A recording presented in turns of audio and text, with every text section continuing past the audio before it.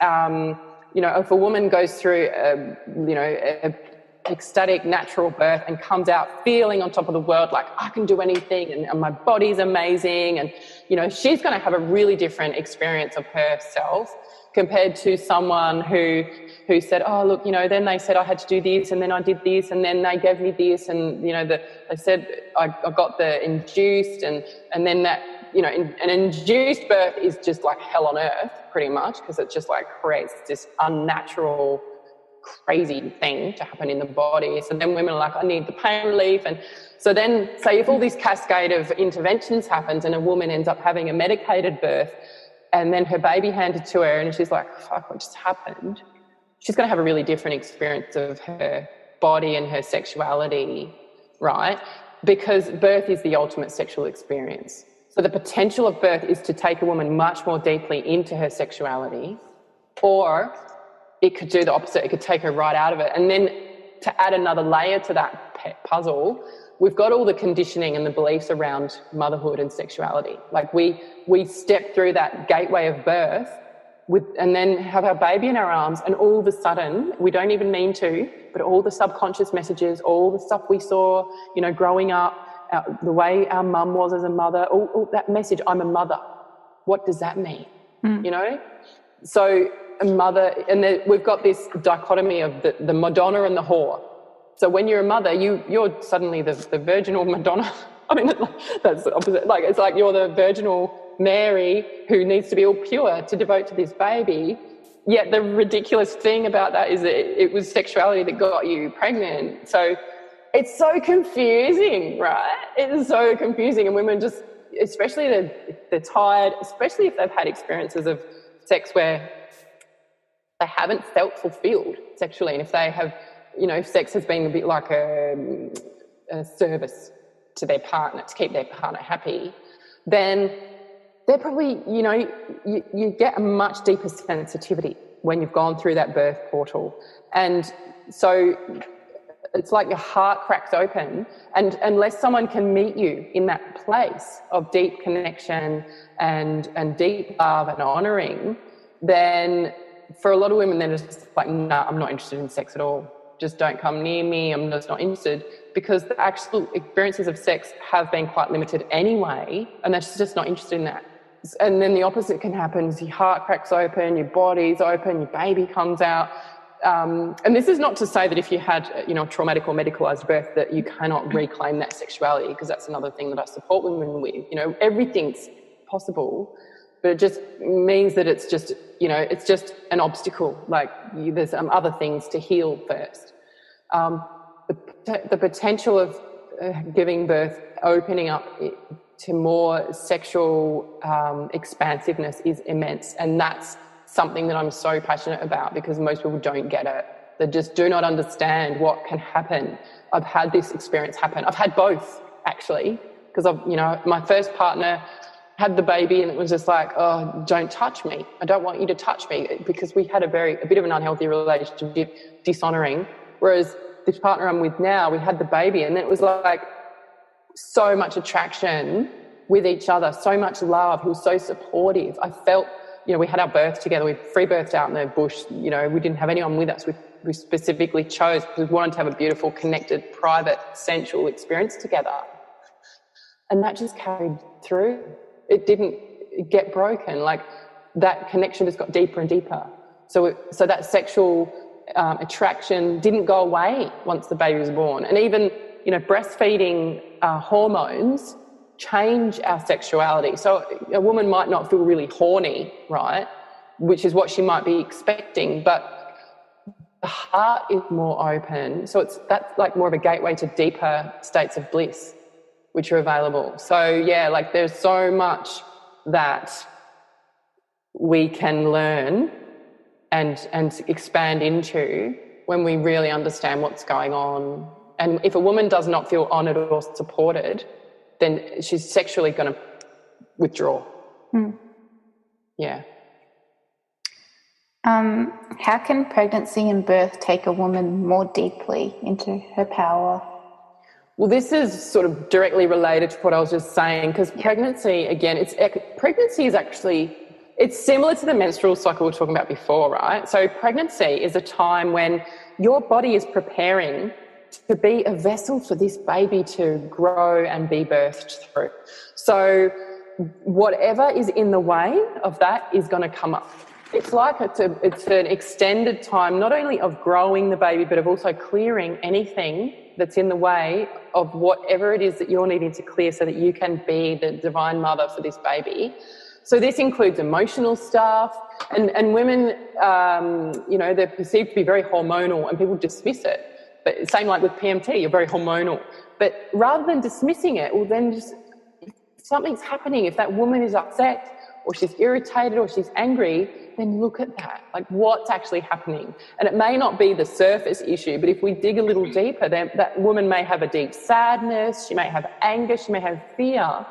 So pregnancy is a really beautiful time to be present to what that woman is feeling, like how are you feeling and what's underneath that. Not just how you're feeling at a surface level, but if you can explore what's underneath that, it gives you access into your deeper self, into your deeper truth.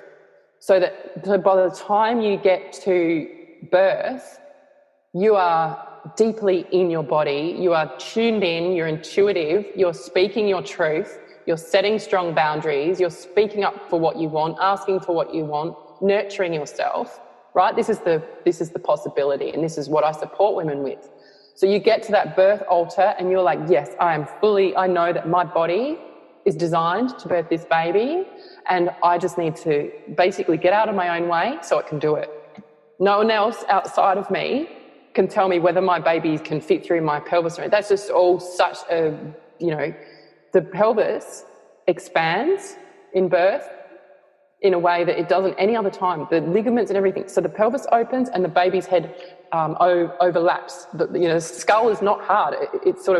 It's designed. So if any doctor gives a woman an X-ray and says, "Oh, I'm sorry, but your baby doesn't fit through there," it's just actually a BS, because our bodies are designed synergistically for that to happen. Unless there was some particularly freakish kind of mismatch of genetics or something, which is would be very unusual. Other than that, the baby's designed to fit through. Trusting that, preparing yourself, clearing sexually, any energetic blocks, it's powerful what we can do. There are actually some very powerful practices that we can do to prepare the body for birth. And anything like that helps take us into more of our power. When we're in our body, when we can release those emotional things, those fears, shine the light on the fears, look at them, don't pretend they're not there, don't avoid them, and don't go, "Oh, I don't want to think about that," because it's going to come up in the birth if you don't deal with it in pregnancy. So I just look at that, look at what's coming up.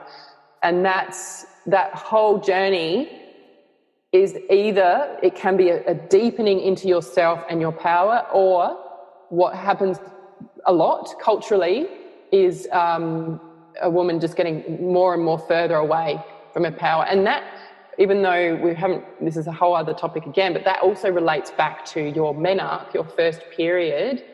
What happened at that point, right? Because whatever happened when you had your first period, that's like your first rite of passage into womanhood. So if it was like, "Oh, that's messy and it's dirty and it's painful and put it away and don't let anyone see it," you've received a message that your bodily processes are dirty and messy and shameful and don't let anybody see it. So that kind of, if you think about pregnancy and birth, is the next altar of rite of passage of a woman. Those same messages can come up again. So it's like by consciously approaching that time, clearing the fears and stuff, that takes us into our power through that pregnancy and birth, so that we can be the mother that we need to be to raise these beautiful conscious children who are here to be the next generation on the planet. What kind of things can a woman do during her pregnancy to clear? There's the emotional clearing, which is really being present to what happens, like deep listening, You can do journaling to explore what's going on under the surface. You can, have sessions or whatever it is that supports you. You don't need to do it on your own. You can get support if you need to. If you've got things that you really want support with, this is what I do. I talk to women and go, let's bring it. What are you worried about? And sometimes, because we are sort of accustomed to avoid discomfort. So if we're on our own, sometimes it's not easy to access the things under the surface that come up if you're in a safe space and someone's actually, guiding you into it. So sometimes you need support with that emotional stuff.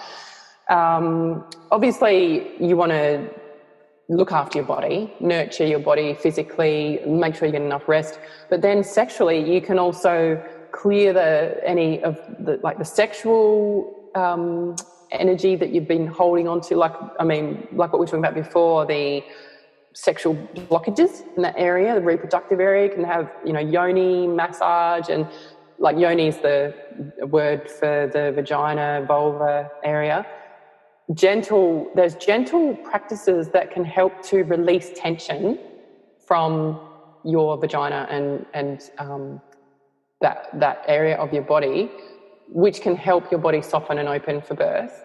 So there's a mixture of, emotional, physical, actual releasing. Anything that can help release tension and fears from your mind or body or spirit is going to support you to have a beautiful birth. Because the way I see it, we are designed to have beautiful births, because that's the creative process, right? It's the celebration of a new life coming in. And my births have been incredible. My first one was in a hospital, so it was a bit interrupted. But like my third birth was absolutely euphoric and ecstatic, because I asked the universe, I said, I want to have the birth that we're meant to have. Show me what I need to do to clear anything that I need to clear so that I can have this experience. And that totally happened. We're so powerful when we set an intention. And so that's why I can confidently say that's what we're meant to be doing. Like that's our potential to be birthing in bliss with these babies coming through our bodies that's stretchy, they open. All the hormones that we have in birth, oxytocin's the love hormone, the endorphins, they're all like the hormones of excitement and pleasure. They're flooding us in the highest levels ever in our life during birth. So that, if that's not evidence, I don't know what is, besides the fact that the whole birth industry has completely been thwarted and controlled, and most women don't realise the potential. Instead, they're handing their power over and then going into fear and resistance because birth's seen as a medical emergency. So approaching it from that perspective is going to be really different to instead approaching it from, my body's a temple. I am so excited and honoured to be the vessel for this baby to come through in this deepest experience of love. Bring it on, chalk and cheese. Yeah, I've been reading a book on hypnobirthing, and it's completely changed the way that I view birth, because obviously I've been brought up in that system where birth is medicalised. So having that other perspectives opened up this whole new world. Yeah, amazing. Sure. One last question, because we've been talking for a long time. I know.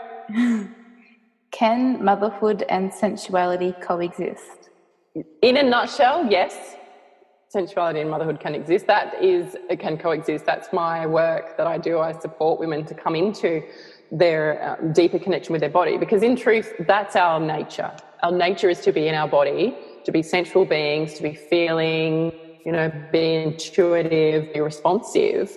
And that actually enhances our journey of motherhood. It enhances our ability to be present to our children, to be more loving. And so it's interesting, because the key to being more loving is actually to be more connected with our body, compared to the opposite is, a lot of what happens for people is we're in a culture where we're very head-based, very much in our head, try and overlay things and control things from a head level. But when you drop into your body, and see, pregnancy and birth forces you to be in your body. So that's why that's that potential experience to be more deeply embodied. And then this understanding that it's actually very nourishing to connect sexually when you're being really honored and feeling supported and nourished. And that sexual energy can be revitalizing and nourishing and then help you feel happier and calmer and more able